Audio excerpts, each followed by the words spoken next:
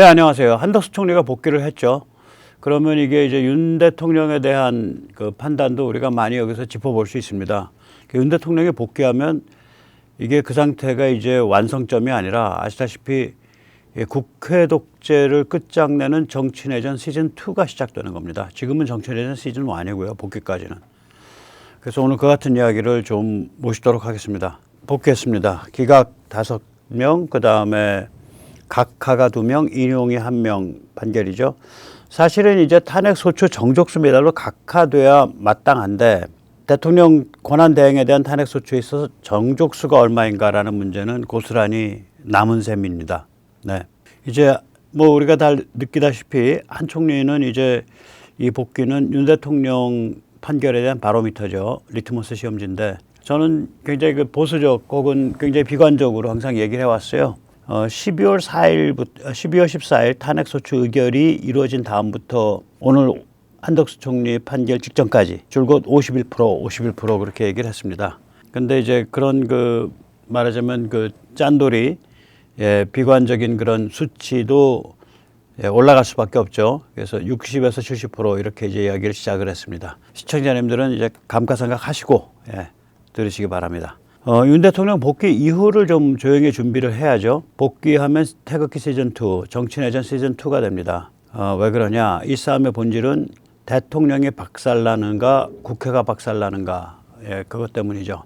123 계몽령이 왜 일어났습니까? 제왕적 대통령 때문입니까? 아니죠. 제왕적 국회 때문이죠. 그러니까 CS의 종중 카르텔이 장악한 국회가 줄탄핵, 예산 폭거, 악법, 입법 등 국회 독재를 저질러 왔기 때문이죠. 이게 이제 그 윤 대통령이 이제 계엄을 설명할 때 한 얘기입니다. 네, 계엄 설명할 때. 123 계몽령은 국회 독재에 의해서 무력화된 대통령이 정치적 혹은 생물학적, 생리적 생명을 걸고, 진짜 생명을 걸고 국회 독재의 실상을 국민에게 알리고 또 더 나아가서 미국에게 알리기 위한 결사적 몸부림이죠.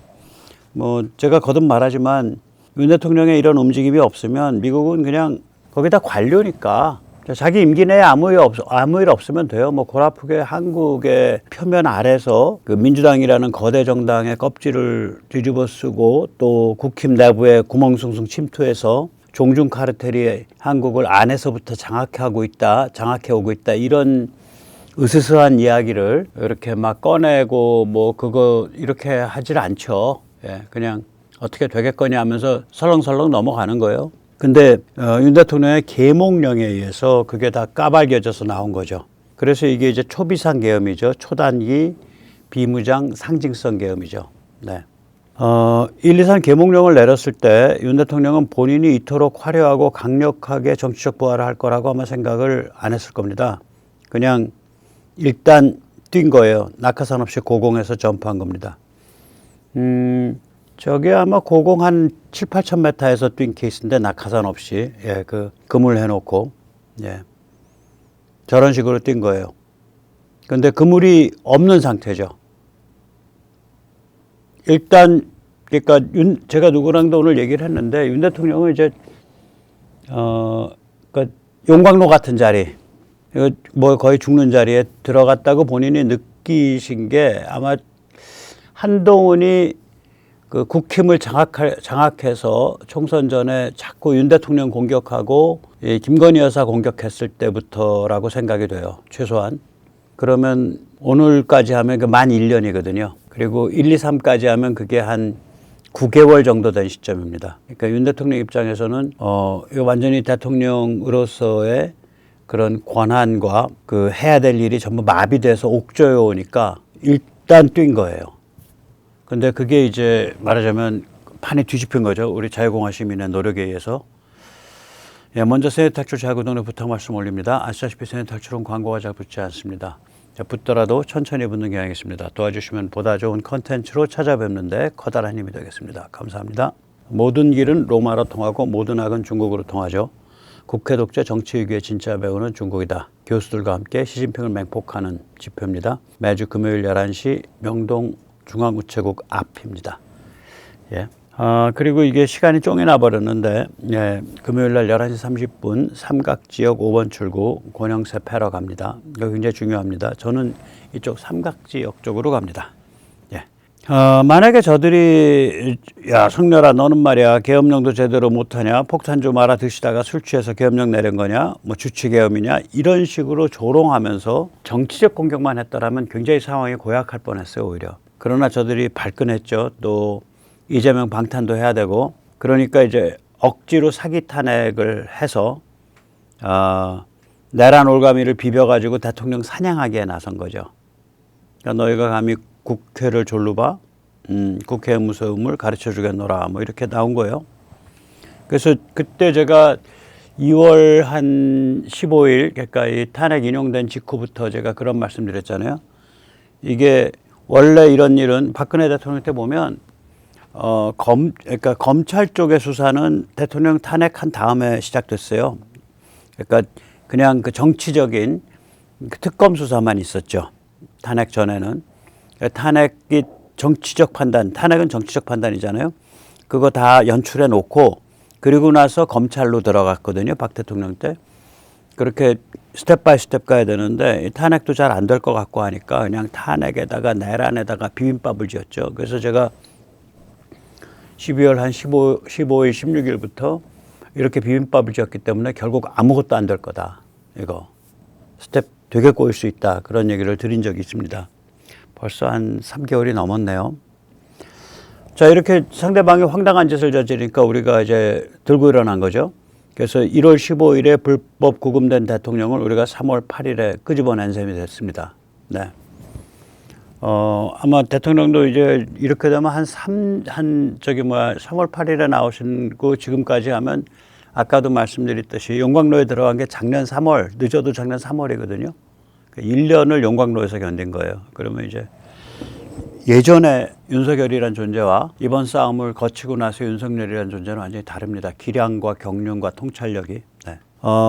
또 자유공화 시민의 각성과 급성장 속에서 이진숙 방통위원장, 또 최재해 감사원장, 이창수 서울지검장 외 검사 2인이 줄줄이 탄핵이 기각되어 복귀했죠.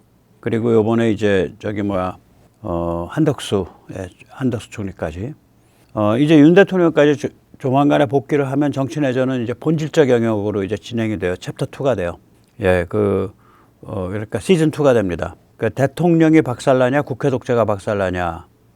그래서 국회 쪽으로 이제 가는 거죠.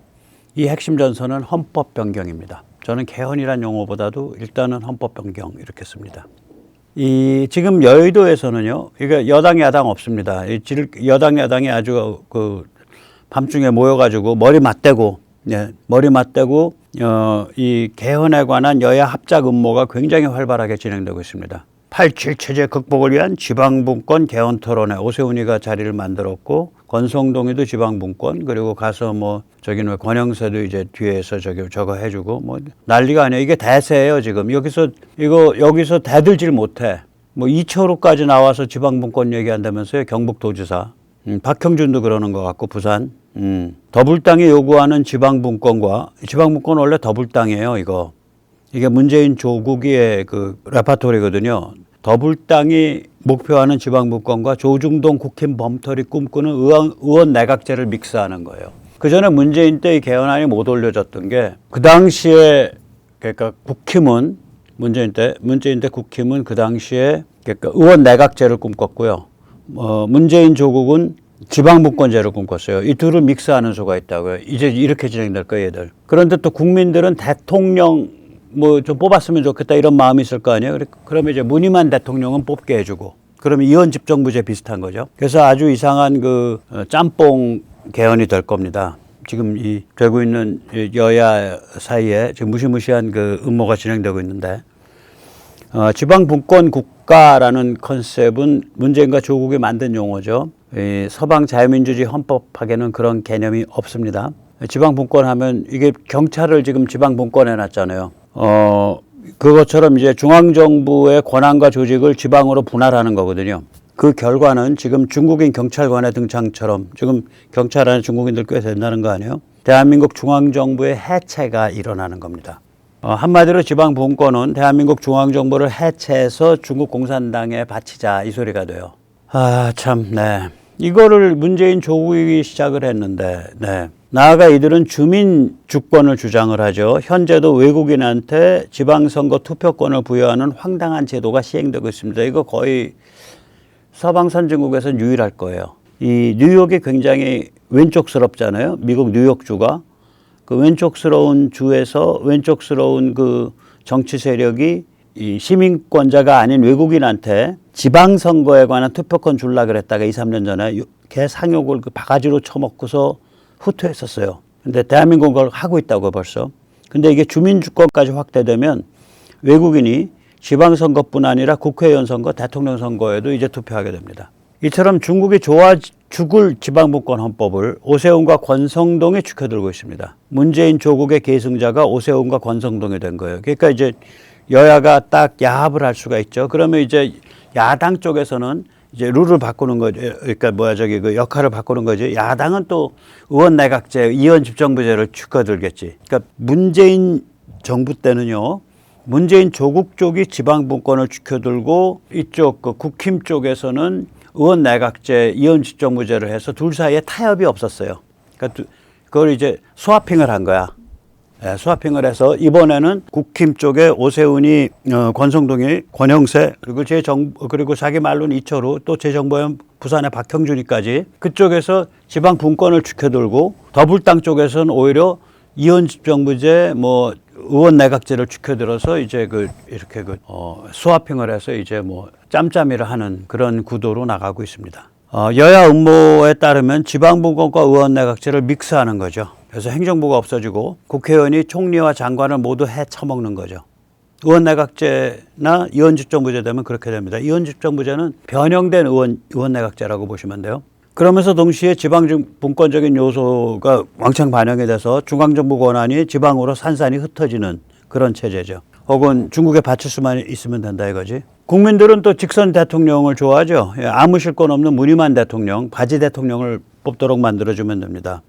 파키스탄이 이래요. 파키스탄이 원래 이원 집정부제예요. 이원 집정부제면 원래 대통령이 무늬만 대통령인데 그래도 몇 개 권한이 있었는데 2010년부터 그 권한을 점점 줄여갔어요. 그래서 파키스탄이 이제 파키스탄 대통령 그냥 무늬만 대통령입니다.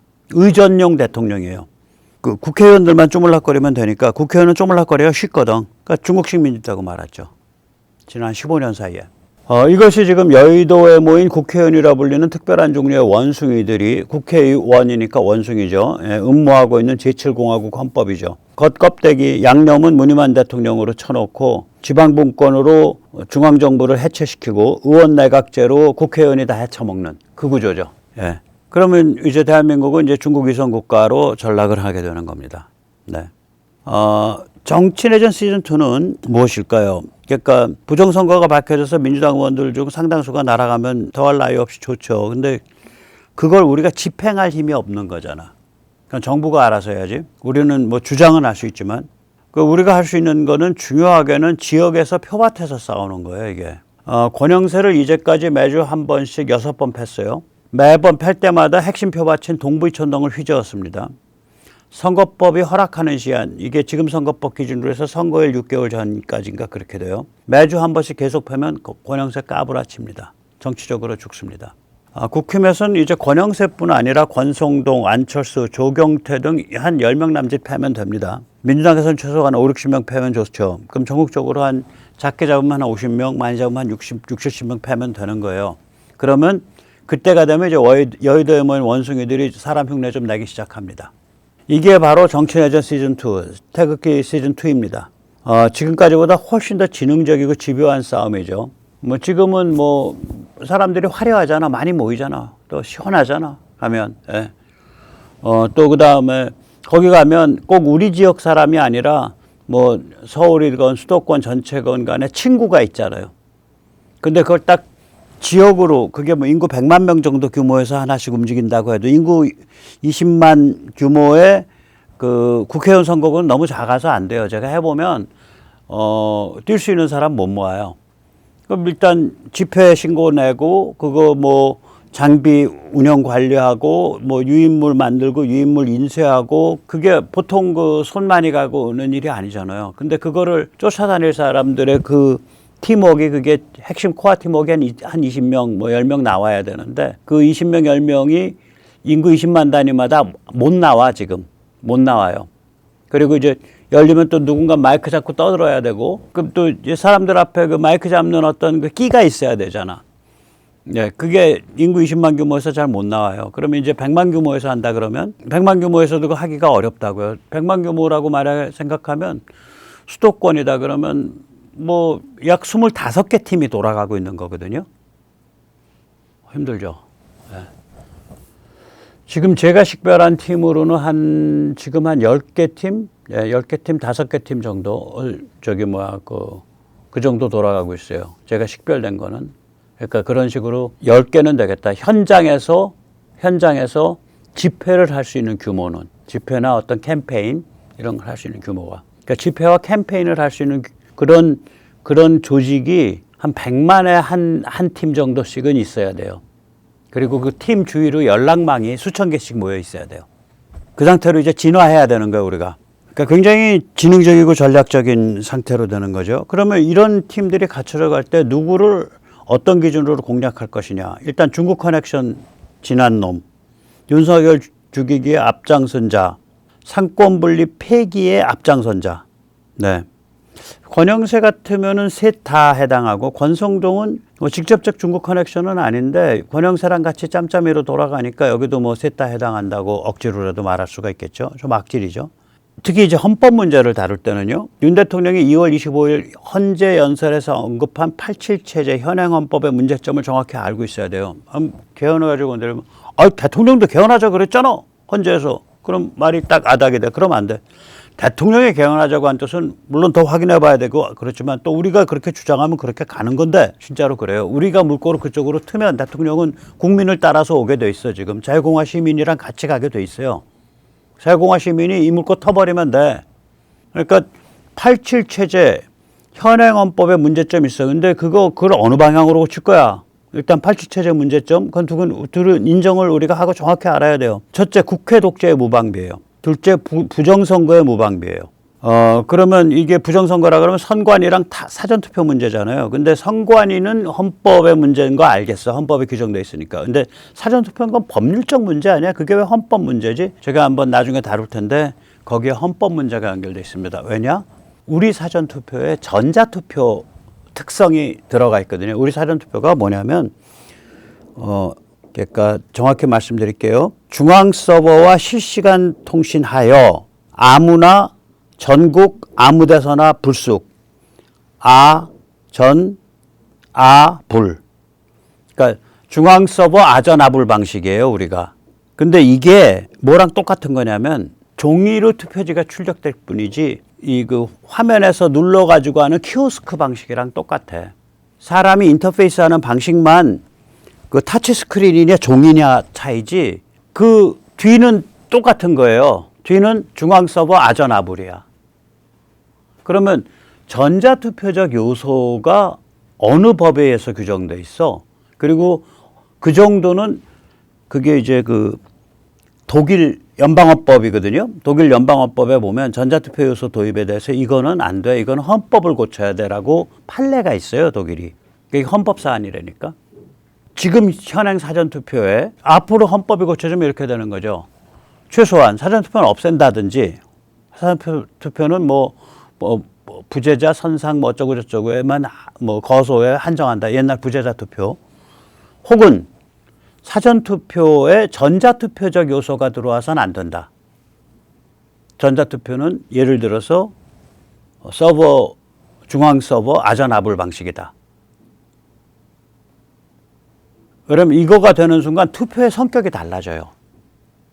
그러니까 지금 아주 문란한 거라니까요. 이 선관위가 막 일을 그렇게 끌고 간 거야. 예. 어쨌거나 오늘은 이제 그 사전투표 얘기는 일단 좀 제껴놓고 국회 독재에만 집중돼서 말씀드릴게요. 예, 미국의 국회 독재 방제 시스템을 좀 말씀드릴게요. 미국은 최소한 3개의 장치를 갖고 있고요. 예. 일단 양원제입니다. 그러니까 상하 양원을 모두 장악하지 않는 한 국회 독재를 할 수가 없어요. 두 번째로는 2년마다 선거가 일어나요. 그러니까 상시적 중간평가가 되죠. 하원은 전원이 2년마다 선거하고 상원은 3분의 1씩 2년마다 선거예요. 그러니까 상원은 임기가 6년인데 3분의 1씩 2년마다 하니까 결국 그러니까 2년마다 선거가 있는 거예요. 그 다음에 상원 필리버스터가 있어요. 그러니까 소수파가 의사 진행을 무제한 막을 수가 있어요. 단 선거가 2년마다 있으니까 황당하게 필리버스터를 사용하면 본인이 선거에 이번에 닥쳐 있다면 혹은 본인은 다음번으로 돼 있지만 그 해당 정당이 곧 응징받죠. 유권자들한테. 그래서 이 선거 텀이 짧은 게 굉장히 중요합니다. 이게. 그리고 이제 국회의원 불체포 특권 없죠. 또 이원 집정부제인 대만에는 선거구 소환 제도가 있어요. 그래서 대만이 이 국회의원 그 임기 시작 이후 1년인가 지나서 청원이 돼야 되는데 그 1년 지난 날이 2월 3일이었어요. 2월 3일 날 19명이 접수돼서 이제 재투표 들어가고요. 투표 들어가고요. 나머지 플러스 9명은 추가로 지금 청원 준비 중이에요. 청원 그 사람들 계속 받고 있어요. 소환운동. 28명이죠. 전부 국민당 소속이고요. 전부 종중 정치인입니다. 또 이원 집정부제인 프랑스에는 대통령에게 국회 해상권이 있죠. 대만은 이원 집정부제입니다. 예. 그렇게 돼 있는데 이 87 체제 그러니까 현행 헌법이 이제 상권 분립 대통령 직선제가 된 이유는 가장 큰 이유는 80년대 민주화 운동의 목표가 상권 분립 대통령 직선제였어요. 이런 지금 보시는 이런 식의 그 직선 개헌 쟁취하여 민주정부 수립하자. 이게 80년대의 핵심 슬로건이에요. 이 제도가 특히 87년 6월 항쟁에 이 제도가 대한민국 발전의 비밀이라는 걸 당시 사람들이 아는 거야. 또 당시 사람들은 DJ를 지지하거나 YS를 지지하거나 했기 때문에 이거를 아주 열렬하게 원했던 거죠. 또한 87 체제가 국회 독재의 무방비로 돼 있거든요. 지금 그래서 이제 국회 독재가 일어나고 하는 거 아니에요.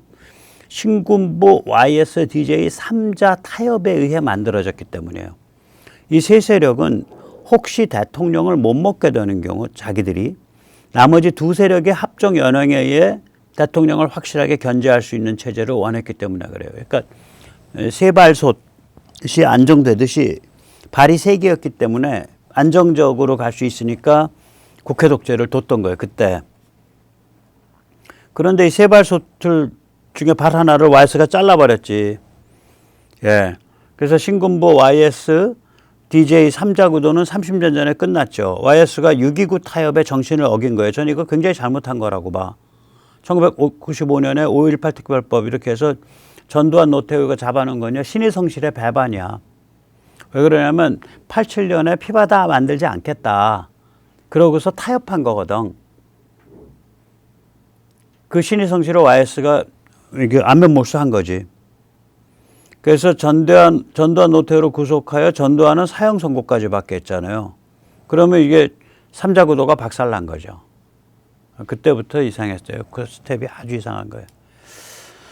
그 이후 97년 YS 정부 종식과 함께 이강 구도 역시 소멸한 거예요. 그러니까 3자 구도가 박살나고 이강 구도가 소멸하고 나니까 그 다음부터는 여소야대 구조가 될 때마다 대통령 탄핵 벌어지죠. 노무현 때, 박근혜 대통령 때, 또 윤석열 때. 세 번이에요. 윤석열 대통령 때. 그럼에도 불구하고 상권분립 대통령 직선제는 대한민국의 자랑스러운 전통이에요. 서방 선진국 중에 이 제도를 택한 나라는 대한민국밖에 없습니다. 이 제도가 어떤 성취를 이뤘는지 다음과 같이 살펴볼 수 있습니다.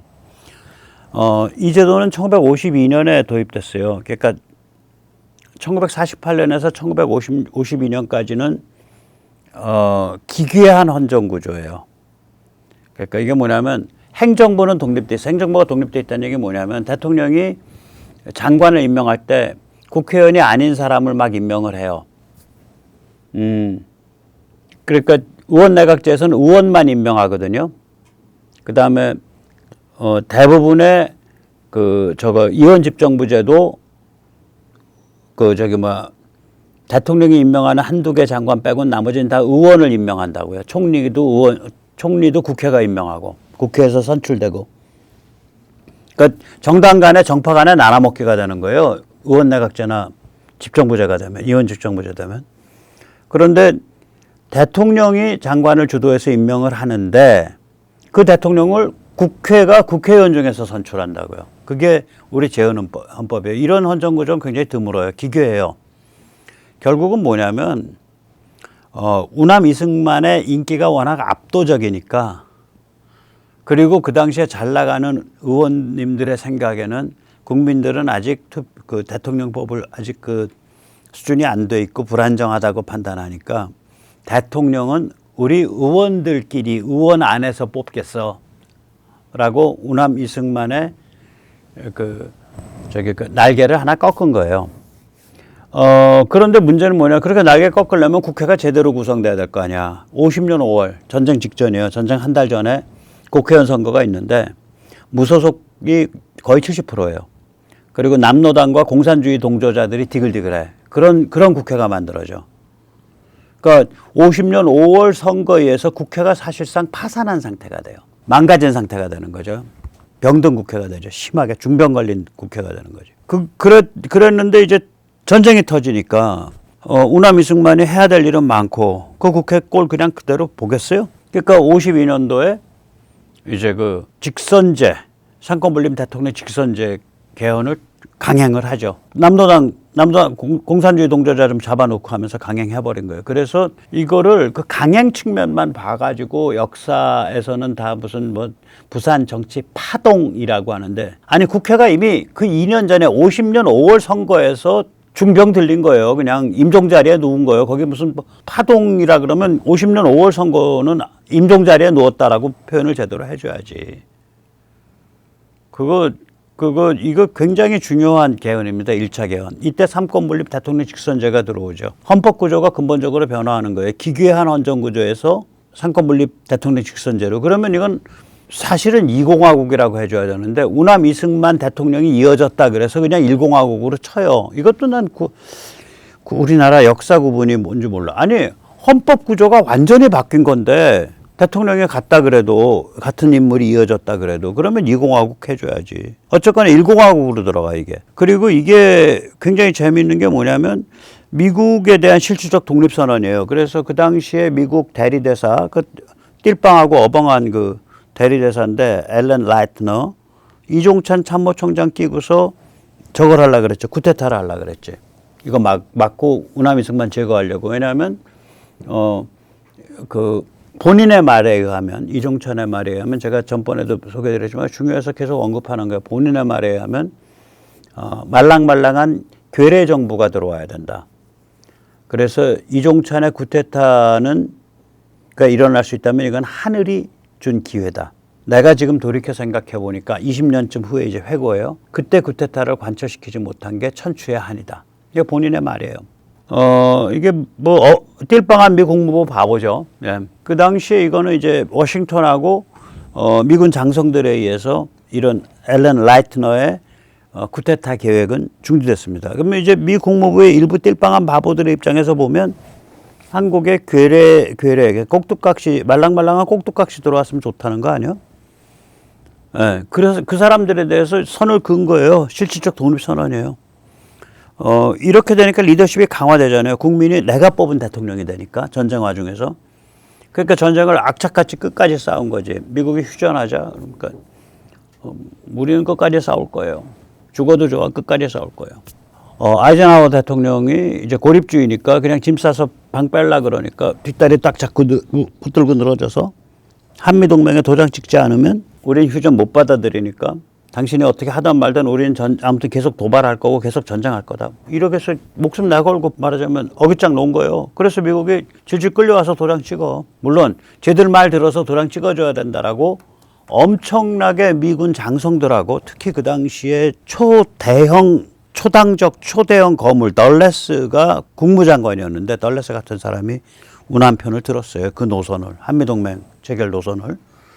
그러나 그 아이젠하워 대통령의 고집을 그렇게 꺾도록 만든, 결국 이쪽에서 한국인들이 우남 이승만으로 똘똘 뭉쳐가지고 전쟁을 계속 전쟁 불사 하면서 버티니까 그게 된 거 아니에요. 그 다음에 뭐라고 욕을 먹든 말든 간에 전후 부흥이 성공적으로 이루어진 거예요. 그 정도면. 네. 그 다음에 이제 자살소동이 2번 있었어요. 우리나라가. 네, 첫 번째 자살소동은 1950년 5월 선거서부터 그때로 국회가 사실상 파산했을 때가 그 6.25 전쟁 불길 속에서 국민이 각성해서 상권분립 직선제 개헌에 의해 이 자살 소동을 극복한 거예요. 그러니까 1950년 5월 선거서부터 1952년까지가 자살 소동이에요. 자살하고 죽겠다고 환장한 것들이지. 전쟁이 지금 눈앞에 다가와 있는데 남노당과 공산주의 동조자들이 국회의원에 디글디글하고 무소속이 70%야 거의. 자살하겠다는 거죠. 그 국회가 상권분립 상태의 국회도 아니고 대통령을 뽑는 국회예요. 기괴한 헌법구조의 막강한 국회라고 그 국회가. 자살하겠다고 환장한 거죠. 완전히. 예, 그런 거죠. 이게 첫 번째 자살 소동입니다. 그거는 상권분립 대통령 직선제 도입에 의해서 극복된 거예요. 예, 6.25 전쟁 중에. 두 번째 자살 소동은 4.19 의거 이후에 펼쳐진 개판 혼란 상황이에요. 그 당시 국회의원들이 얼마나 별도 원칙도 없냐. 미국이 좋아할 것 같으니까 전부 의원 내각제가 한 거야. 또 자기들도 권력 헤쳐먹고 싶으니까. 헌법부터 뜯어 고쳤어. 헌법부터 6월 달에. 얼마나 발빨라요. 4월 19일 터지고 나서 실제로는 4월 말 5월 초였는데 헌법을 순식간에 6월 초쯤 고쳤으니까 한 40일 만에 고친 거예요. 그러니까 보름 만에 해갖고 국민 공권해서 고친 거예요. 이거 번개불에 콩고 먹는 것들이라니까. 그 나라는 혼란에 빠지고 개판되죠. 이거 미국 아저씨들 좋아할 거야 이러면서 고쳤을 거예요. 그러니까 나중에 5.16 군사 쿠데타 일어나니까 저기 월담해가지고 저기로 튀잖아. 용산 미팔군으로 장면인가 누군가. 예. 이 두 번째 자살 소동은 5.16에서 수습되는 거죠.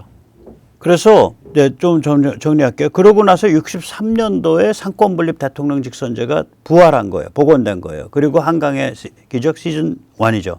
이게 이제 70년대에 들어서면 미중화해, 제1차 오일 쇼크, 월남 패망, 제2차 오일 쇼크 등 대한민국이 도저히 생존하기 어려운 글로벌 군사지정학, 글로벌 경제 환경이 펼쳐져요. 연달아서. 대통령은 이제 이런 걸 예감을 하는 자리죠.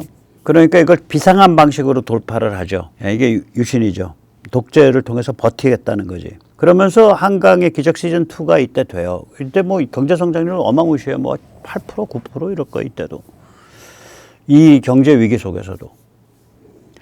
그 다음에 이제 박 대통령 서거하고 들어온 이제 신군부는 경제 체질을, 이게 박 대통령이 돌아가신 해에 결정한 거거든요.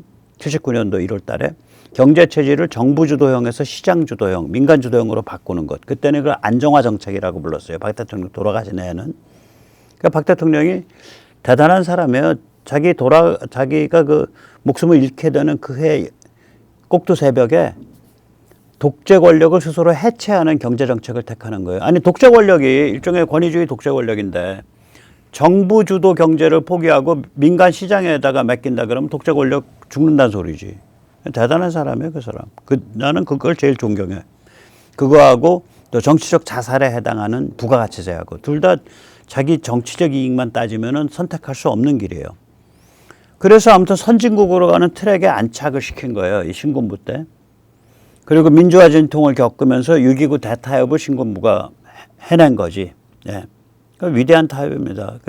YS가 아까 이거를 신의성씨를 배반을 한 거죠. 예. 예. 그리고 이제 이것도 이제 시기도 이제 그런데 헌법을 기준으로 하면 87년 10월로 봐야 되고요. 이제 노태우 대통령을 기준으로 하면 89년으로 봐야 돼요. 6공화국. 우리가 좀 혼재돼 있어요. 이게 구분이. 저도 혼란해서 써요. 아무튼 간에 지금 현행 헌법 87년 체제라 그러죠. 이거는 상권 분립을 복원을 시켰습니다. 그리고 절차적 민주주의가 확립됐고 선진국으로 확실하게 발돋움했죠. 지난 한 25년, 그러니까 지난 이게 35년 동안, 그러니까 36년 동안. 예. 이제 이걸 요약을 해보면요. 자살 소동은 언제 일어났나 하면 상권 분립 때 일어난 게 아니라 헌정 구조가 이상했을 때 일어난 거예요. 헌정 구조가 국회가 대통령을 뽑는 구조일 때. 그런데 국회가 망가졌어. 그 자살 소동이지. 그 다음에 두 번째는 4.19 의거 이후에 개판 상황에서 일어난 거예요. 아니, 지금 4.19 의거로 나라가 바뀌었으면 대통령 제대로 뽑아서 해야지. 헌법부터 고쳤다니까 이것들이 모여서. 그러니까 만약에 국민들 공고가 한 달이 공고가 나갔다 그러면 한 보름 정도 안에 헌법안을 만든 거예요. 뚝딱뚝딱 해서. 쌍스러운 것들이지. 그럼 그 헌법이 제대로 돌아가는 헌법이냐? 아니지. 의원 내각제 헌법인데 그래가지고 완전 파국이 와버렸죠. 그러니까 이게 뭐냐면 우리는 48년이요 77년 세월 중에 55년 동안 삼권 분립을 했어요. 55년을.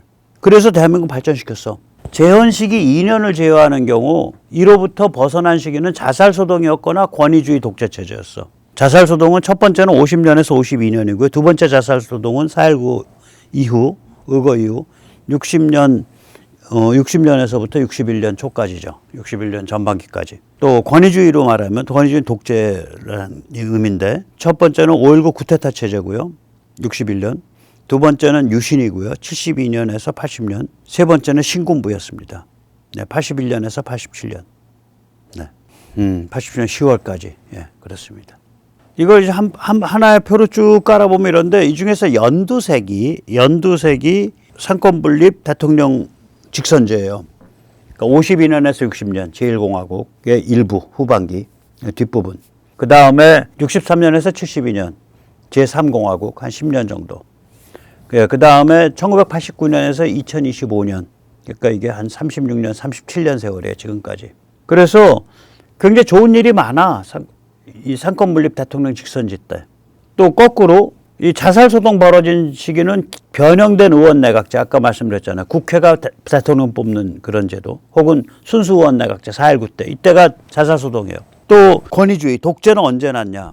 아무튼 비상한 상황에서 뭐 다르게 어떻게 수습해 볼 방법이 없을 정도의 비상한 상황에서 독재가 튀어나와요. 그러니까 군부 쿠데타가 일어나든지. 근데 또 적당할 때 그게 또 물러나. 좋게 뭐 피바다 안 만들고. 예. 그리고 또 그런 그 독재 체제 혹은 그런 군부 체제 아래서 뭐 그렇게 대단한 무슨 그 부패가 있었던 것도 없어요. 뭐 해외랑 비교를 해보면. 그렇게 이게 다 버무러져 가지고 여기까지 온 거예요. 예. 자, 그래서 이제 윤 대통령이 복귀하면 조중동 여의도 여야 합작 세력이 무슨 짓을 하냐. 의원 내각제 지방분권을 믹스할 거야. 그리고 무늬만 대통령을 양념으로 친 거예요. 그런 해괴망측한 헌법 변경 음모가 본격화될 겁니다. 아, 윤 대통령 복귀, 드디어 갈등 다시 폭발하나. 무엇보다 다시 87 체제 헌법의 문제점 고치는 거 서둘러야. 윤 대통령 약속 지켜라. 뭐 이러면서 이제 그냥 전부 윤 대통령이 마치 전부 자기 입으로 지방분권 얘기한 것처럼 자기 입으로 의원 내각제 지방 뭐 이런 거 얘기한 것처럼 막 떠들면서 이제 그렇게 몰아갈까요? 다음 날부터 정치내전 시즌2입니다. 그래서 중국 커넥션이 확실한 자, 윤석열 죽이기에 나선 자, 상권분립 폐기에 앞장선 자를 제거하면서 우리가 상권분립 대통령 직선제를 강화하고 국회 독재와 그리고 그 부정선거에 관한 취약점을 없애야 됩니다. 그게 정치내전 시즌2입니다. 예. 마지막으로 권영세 삼각지역 5번 출구 금요일 날 11시 30분 많이들 나와주시기 바랍니다. 오늘 감사합니다.